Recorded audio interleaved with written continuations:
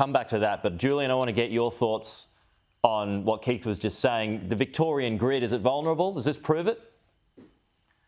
Oh, well, I'd echo Keith's concern for those affected. There's large swathes of my community that lost power last night in southeast Melbourne, including my office. Actually, the phones were down and the staff.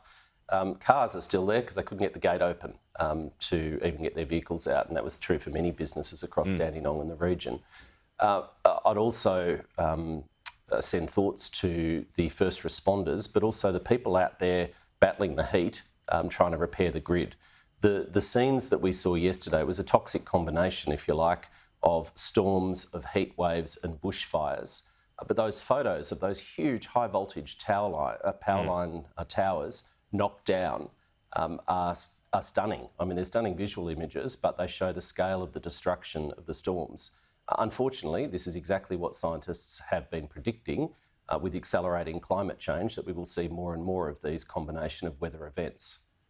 So is the state doing enough? And back to that question, how vulnerable is the Victorian grid? Well, I think, as Keith rightly observed, we need to take time, firstly, to restore the power. And these storms and incidents have happened before, where we've had major transmission lines knocked out in the state's history. So we need to focus on restoring the power and then examine exactly what happened and whether there's any lessons to be learned. But to be very clear, the grid stability issues were caused by extreme weather events. That's the information that's come to hand so far.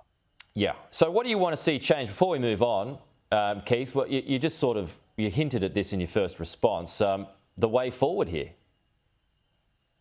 I think the way forward is to recognise what are the sources of power that are reliable now.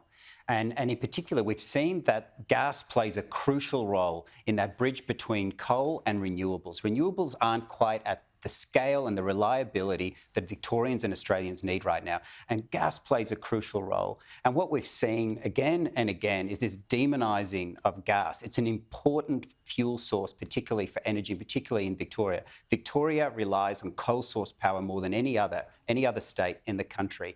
And gas is very important. And that's a key initial lesson from this. Okay.